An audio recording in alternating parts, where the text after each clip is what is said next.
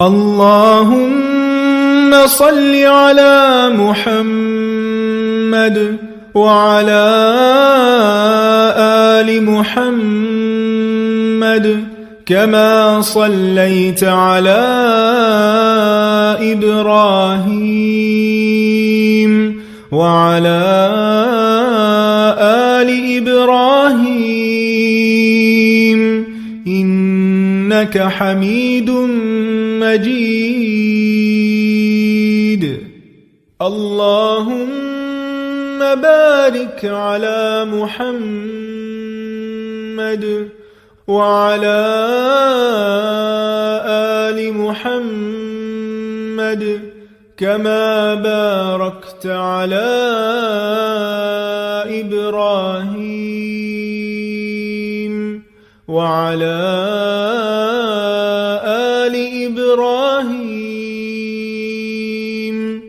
إنك حميد مجيد.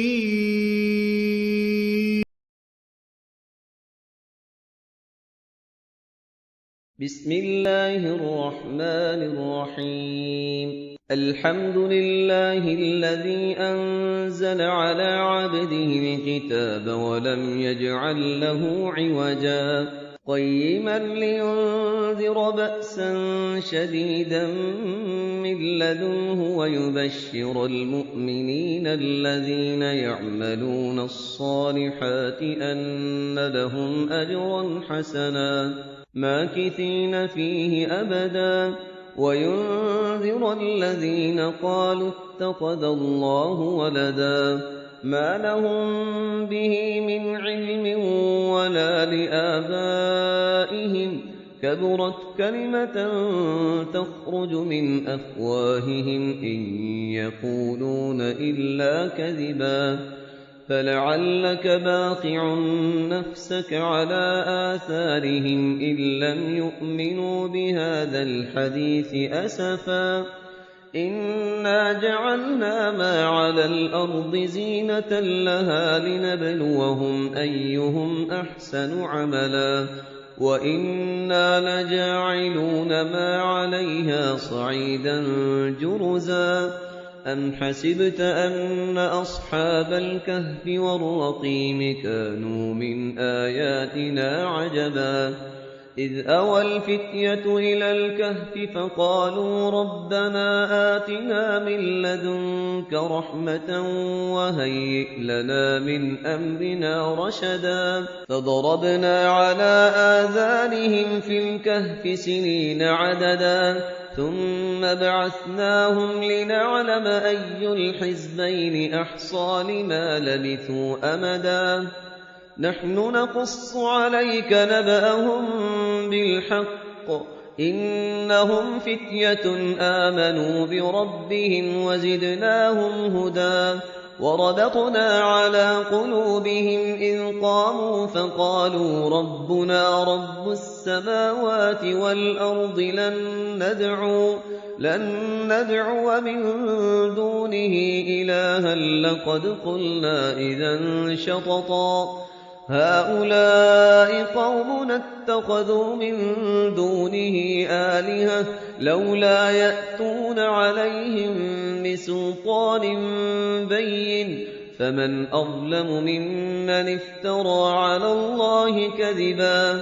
وإذ اعتزلتموهم وما يعبدون إلا الله فأووا إلى الكهف ينشر لكم ربكم من رحمته ويهيئ لكم من أمركم مرفقا وترى الشمس إذا طلعت تزاور عن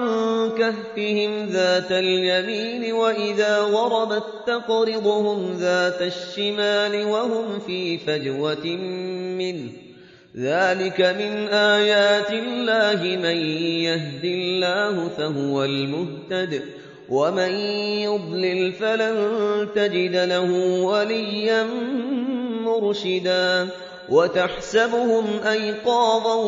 وهم رقود ونقلبهم ذات اليمين وذات الشمال وكلبهم باسط ذراعيه بالوصيد لو اطلعت عليهم لوليت منهم فرارا ولملئت منهم رعبا وكذلك بعثناهم ليتساءلوا بينهم قال قائل منهم كم لبثتم قالوا لبثنا يوما أو بعض يوم قالوا ربكم أعلم بما لبثتم فابعثوا أحدكم بورقكم هذه إلى المدينة فلينظر أيها أزكى طعاما فليأتكم برزق منه وليتلطف ولا يشعرن بكم أحدا إنهم إن يظهروا عليكم يرجموكم أو يعيدوكم في ملتهم ولن تفلحوا إذا أبدا وكذلك أعثرنا عليهم ليعلموا أن وعد الله حق وأن الساعة لا ريب فيها إذ يتنازعون بينهم أمرهم فقال ابنوا عليهم بنيانا ربهم أعلم بهم قال الذين غلبوا على أمرهم لنتخذن عليهم مسجدا سيقولون ثلاثة رابعهم كلبهم ويقولون خمسة سادسهم كلبهم رجما بالغيب ويقولون سبعة وثامنهم كلبهم قل ربي أعلم بعدتهم ما يعلمهم إلا قليل فلا تمار فيهم إلا مراء ظاهرا ولا تستفت فيهم منهم أحدا ولا تقولن لشيء إني فاعل ذلك غدا إلا أن يشاء الله واذكر ربك إذا نسيت وقل عسى أن يهديني ربي لأقرب من هذا رشدا ولبثوا في كهفهم 300 سنين وازدادوا 9 قل الله أعلم بما لبثوا له غيب السماوات والأرض أبصر به وأسمع ما لهم من دونه من ولي ولا يشرك في حكمه أحدا واتل ما أوحي إليك من كتاب ربك لا مبدل لكلماته ولن تجد من دونه ملتحدا واصبر نفسك مع الذين يدعون ربهم بالغداة والعشي يريدون وجهه ولا تعد عيناك عنهم تريد زينة الحياة الدنيا ولا تطع من أغفلنا قلبه عن ذكرنا واتبع هواه وكان أمره فرطا وقل الحق من ربكم فمن شاء فليؤمن ومن شاء فليكفر إنا أعتدنا للظالمين نارا أحاط بهم سرادقها وإن يستغيثوا يغاثوا بماء كالمهل يشوي الوجوه بئس الشراب وساءت مرتفقا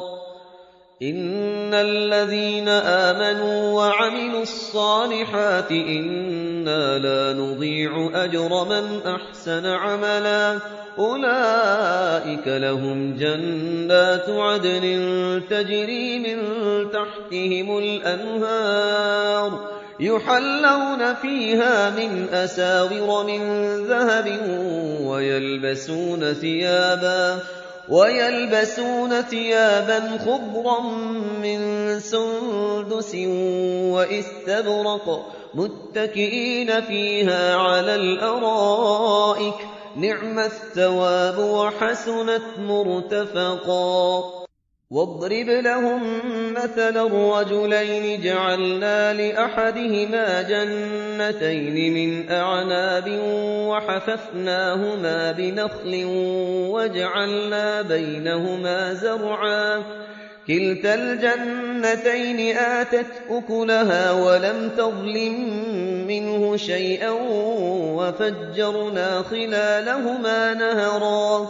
وكان له ثمر فقال لصاحبه وهو يحاوره أنا أكثر منك مالا وأعز نفرا ودخل جنته وهو ظالم لنفسه قال ما أظن أن تبيد هذه أبدا وما أظن الساعة قائمة ولئن رددت إلى ربي لأجدن خيرا منها منقلبا قال له صاحبه وهو يحاوره أكفرت بالذي خلقك من تراب ثم من نطفة ثم سواك رجلا لكن هو الله ربي ولا أشرك بربي أحدا ولولا إذ دخلت جنتك قلت ما شاء الله لا قوة إلا بالله إن ترني أنا أقل منك مالا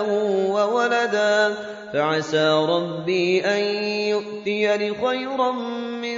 جنتك ويرسل عليها حسبانا من السماء فتصبح صعيدا زلقا أو يصبح ماؤها غورا فلن تستطيع له طلبا وأحيط بثمره فأصبح يقلب كفيه على ما أنفق فيها وهي خاوية على عروشها ويقول يا ليتني لم أشرك بربي أحدا ولم تكن له فئة ينصرونه من دون الله وما كان منتصرا هنالك الولاية لله الحق هو خير ثوابا وخير عقبا واضرب لهم مثل الحياة الدنيا كماء أنزلناه من السماء فاختلط به نبات الأرض فأصبح هشيما تذروه الرياح وكان الله على كل شيء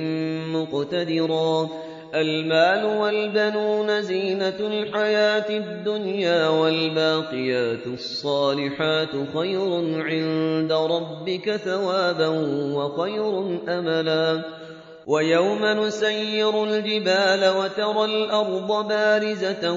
وحشرناهم فلم نغادر منهم أحدا وعرضوا على ربك صفا لقد جئتمونا كما خلقناكم أول مرة بل زعمتم أن لن نجعل لكم موعدا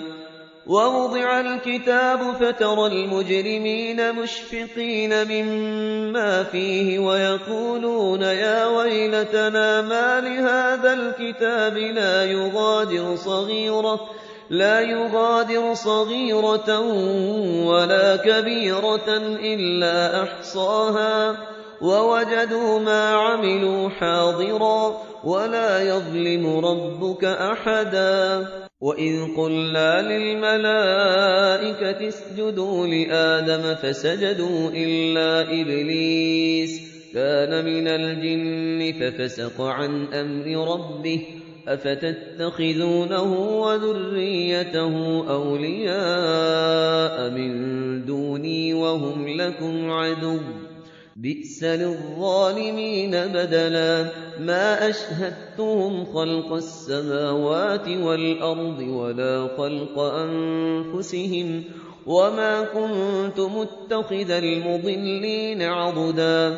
ويوم يقول نادوا شركائي الذين زعمتم فدعوهم فلم يستجيبوا لهم وجعلنا بينهم موبقا ورأى المجرمون النار فظنوا أنهم مواقعوها ولم يجدوا عنها مصرفا ولقد صرفنا في هذا القرآن للناس من كل مثل وكان الإنسان أكثر شيء جدلا وما منع الناس أن يؤمنوا إذ جاءهم الهدى ويستغفروا ربهم إلا أن تأتيهم سنة الأولين أو يأتيهم العذاب قبلا وما منع الناس أن يؤمنوا إذ جاءهم الهدى ويستغفروا ربهم إلا أن تأتيهم سنة الأولين أو يأتيهم العذاب قبلا وما نرسل المرسلين إلا مبشرين ومنذرين ويجادل الذين كفروا بالباطل ليدحضوا به الحق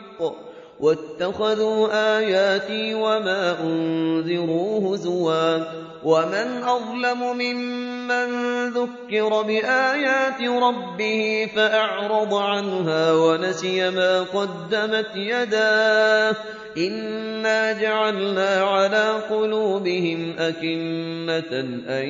يفقهوه وفي آذانهم وقرا وإن تدعوهم إلى الهدى فلن يهتدوا إذا أبدا وربك الغفور ذو الرحمة لو يؤاخذهم بما كسبوا لعجل لهم العذاب بل لهم موعد لن يجدوا من دونه موئلا وتلك القرى أهلكناهم لما ظلموا وجعلنا لمهلكهم موعدا وإذ قال موسى لفتاه لا أبرح حتى أبلغ مجمع البحرين أو أمضي حقبا فلما بلغا مجمع بينهما نسيا حوتهما فاتخذ سبيله في البحر سربا فلما جاوزا قال لفتاه آتنا غداءنا لقد لقينا من سفرنا هذا نصبا قال أرأيت إذ أوينا إلى الصخرة فإني نسيت الحوت وما أنسانيه إلا الشيطان أن أذكره واتخذ سبيله في البحر عجبا قال ذلك ما كنا نبغي فارتدا على آثارهما قصصا فوجدا عبدا من عبادنا آتيناه رحمة من عندنا وعلمناه من لدنا علما قال له موسى هل أتبعك على أن تعلمني مما علمت رشدا قال إنك لن تستطيع معي صبرا وكيف تصبر على ما لم تحط به خبرا قال ستجدني إن شاء الله صابرا ولا أعصي لك أمرا قال فإن اتبعتني فلا تسألني عن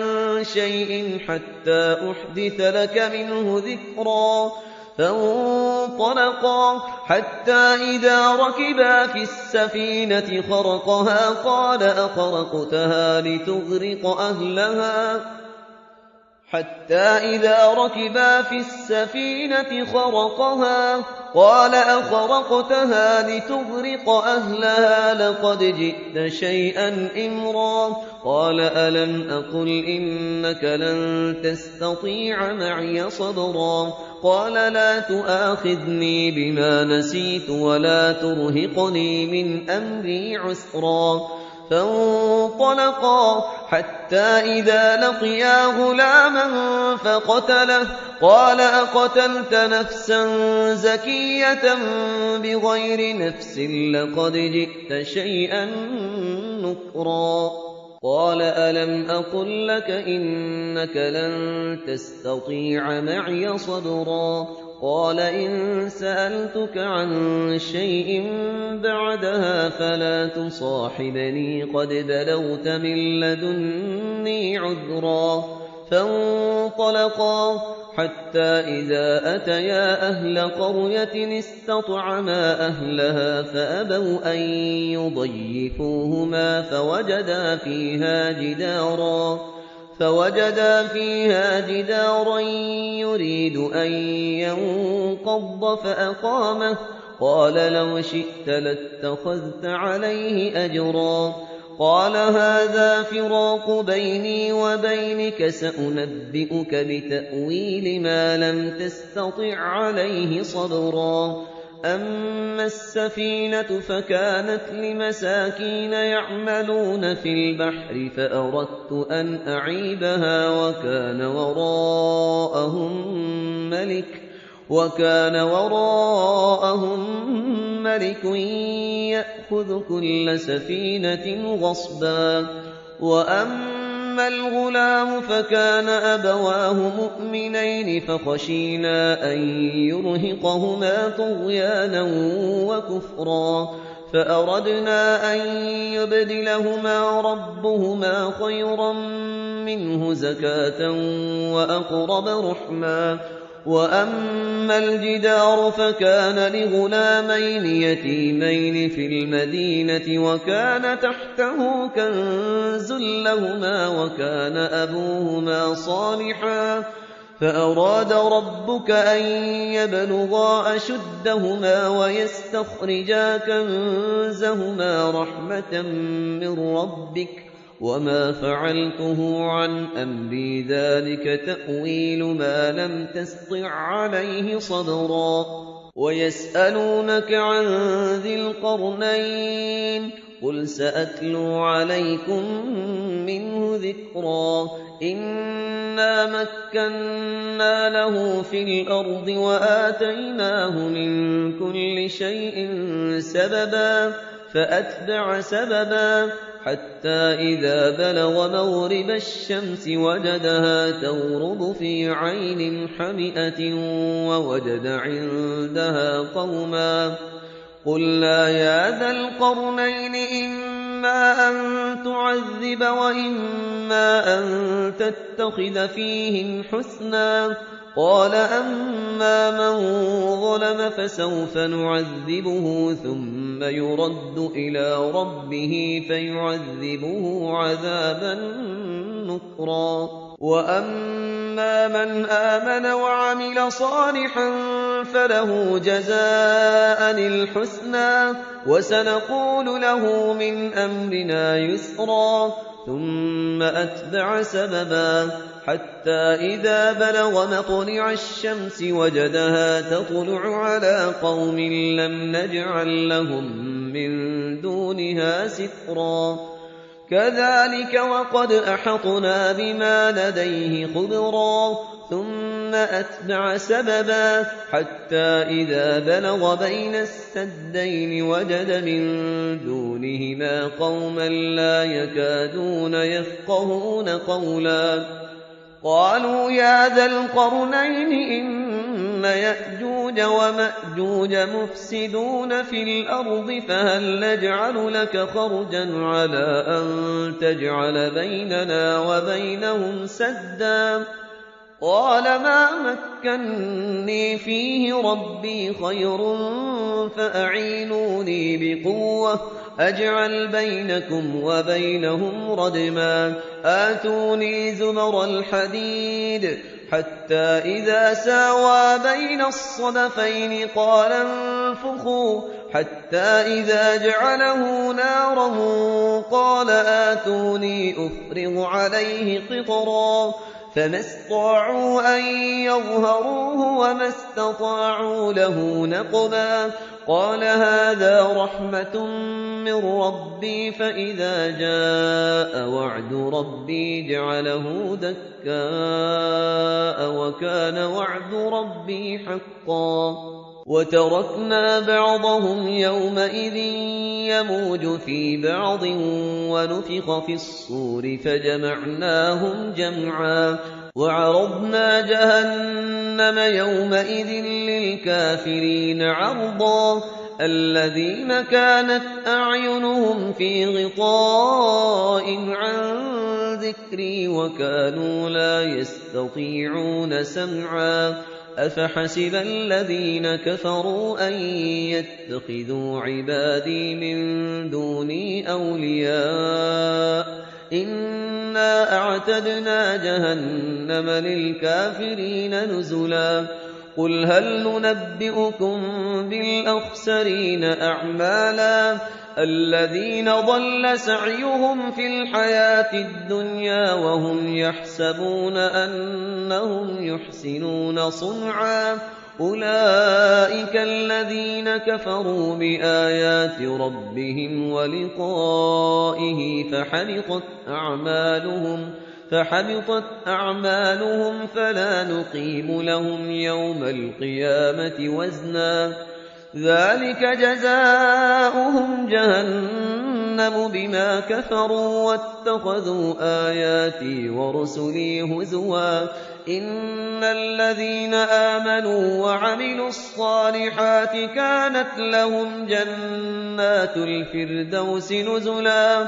خالدين فيها لا يبغون عنها حولا قل لو كان البحر مدادا لكلمات ربي لنفد البحر قبل أن تنفد كلمات ربي ولو جئنا بمثله مددا قل إنما أنا بشر مثلكم يوحى إلي أنما إلهكم إله واحد فمن كان يرجو لقاء ربه فليعمل عملا صالحا ولا يشرك بعبادة ربه أحدا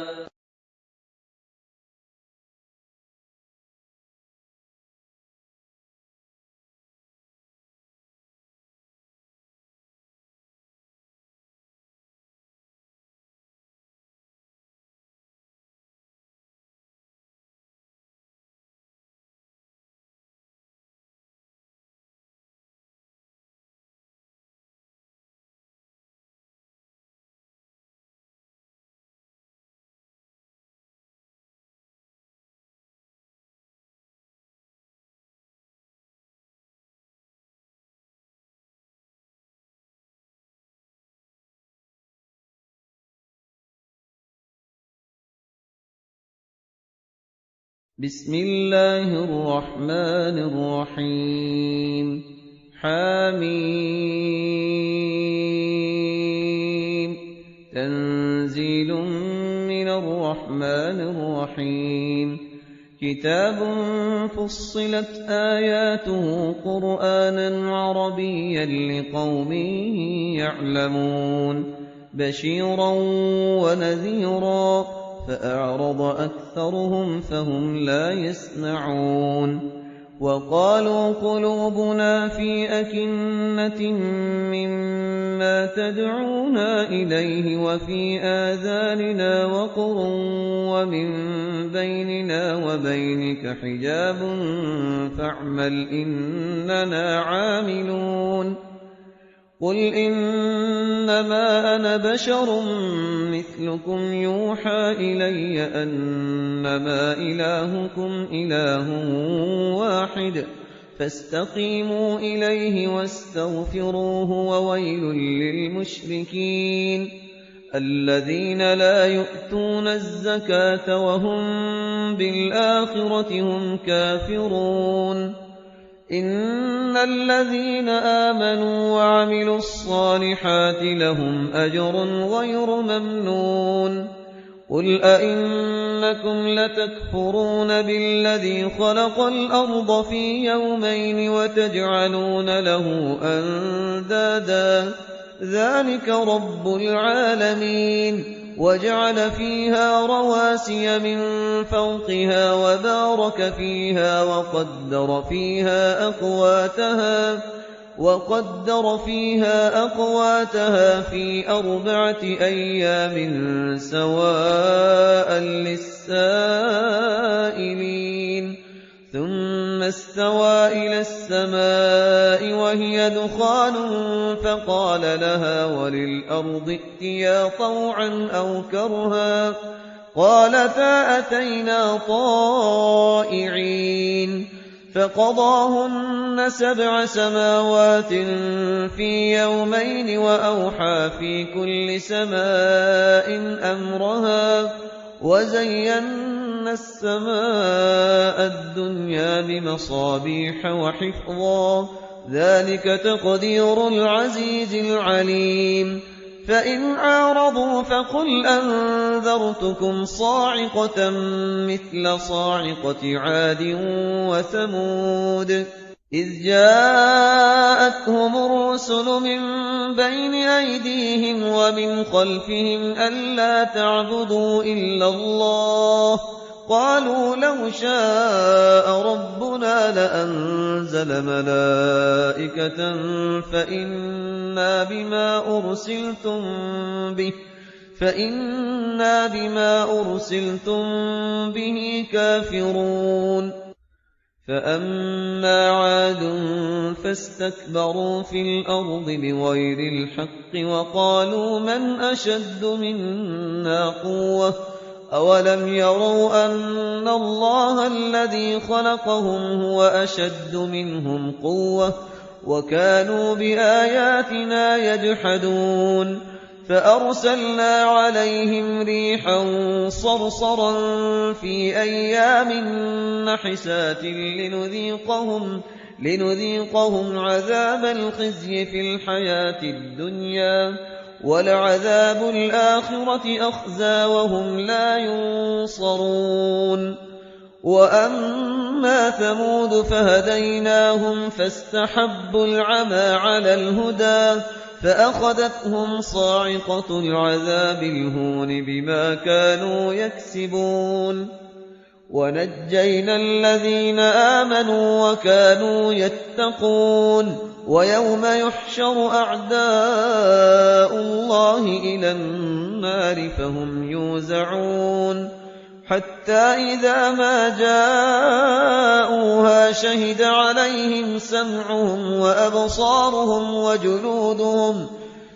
عليهم سمعهم وأبصارهم وجلودهم بما كانوا يعملون وقالوا لجلودهم لم شهدتم علينا قالوا أنطقنا الله الذي أنطق كل شيء وهو خلقكم أول مرة وإليه ترجعون وما كنتم تستترون أن يشهد عليكم سمعكم ولا أبصاركم ولا جلودكم ولكن ظننتم أن الله لا يعلم كثيرا مما تعملون وذلكم ظنكم الذي ظننتم بربكم أرداكم فأصبحتم من الخاسرين فإن يصبروا فالنار مثوى لهم وإن يستعتبوا فما هم من المعتبين وقيضنا لهم قرناء فزينوا لهم ما بين أيديهم وما خلفهم وحق عليهم القول في قد خلت من قبلهم من الجن والإنس إنهم كانوا خاسرين وقال الذين كفروا لا تسمعوا لهذا القرآن والغوا فيه لعلكم تغلبون فلنذيقن الذين كفروا عذابا شديدا ولنجزينهم أسوأ الذي كانوا يعملون ذلك جزاء أعداء الله النار لهم فيها دار الخلد جزاء بما كانوا بآياتنا يجحدون وقال الذين كفروا ربنا أرنا الذين أضلانا من الجن والإنس نجعلهما تحت أقدامنا ليكونا من الأسفلين إن الذين قالوا ربنا الله ثم استقاموا تتنزل عليهم الملائكة ألا تخافوا ولا تحزنوا وأبشروا بالجنة التي كنتم توعدون نحن أولياؤكم في الحياة الدنيا وفي الآخرة ولكم فيها ما تشتهي أنفسكم ولكم فيها ما تدعون نزلا من غفور رحيم ومن أحسن قولا ممن دعا إلى الله وعمل صالحا وقال إنني من المسلمين ولا تستوي الحسنة ولا السيئة ادفع بالتي هي أحسن فإذا الذي بينك وبينه عداوة كأنه ولي حميم وما يلقاها إلا الذين صبروا وما يلقاها إلا ذو حظ عظيم وإما ينزغنك من الشيطان نزغ فاستعذ بالله إنه هو السميع العليم ومن آياته الليل والنهار والشمس والقمر لا تسجدوا للشمس ولا للقمر واسجدوا لله الذي خلقهن إن كنتم إياه تعبدون فإن استكبروا فالذين عند ربك يسبحون له بالليل والنهار وهم لا يسأمون ومن آياته أنك ترى الأرض خاشعة فإذا أنزلنا عليها الماء اهتزت وربت إن الذي أحياها لمحيي الموتى إنه على كل شيء قدير إن الذين يلحدون في آياتنا لا يخفون علينا أفمن يلقى في النار خير أم من يأتي آمنا يوم القيامة اعملوا ما شئتم إنه بما تعملون بصير إن الذين كفروا بالذكر لما جاءهم وإنه لكتاب عزيز لا يأتيه الباطل من بين يديه ولا من خلفه تنزيل من حكيم حميد ما يقال لك إلا ما قد قيل للرسل من قبلك إن ربك لذو مغفرة وذو عقاب أليم ولو جعلناه قرآنا أعجميا لقالوا لولا فصلت آياته أعجمي وعربي قل هو للذين آمنوا هدى وشفاء والذين لا يؤمنون في آذانهم وقر وهو عليهم عمى أولئك ينادون من مكان بعيد ولقد آتينا موسى الكتاب فاختلف فيه ولولا كلمة سبقت من ربك لقضي بينهم وإنهم لفي شك منه مريب من عمل صالحا فلنفسه ومن أساء فعليها وما ربك بظلام للعبيد إِلَيْهِ يُرَدُّ عِلْمُ السَّاعَةِ وَمَا تَخْرُجُ مِن ثَمَرَاتٍ مِّنْ أَكْمَامِهَا وَمَا تَحْمِلُ مِنْ أُنثَىٰ وَلَا تَضَعُ إِلَّا بِعِلْمِهِ وَيَوْمَ يُنَادِيهِمْ أَيْنَ شُرَكَائِي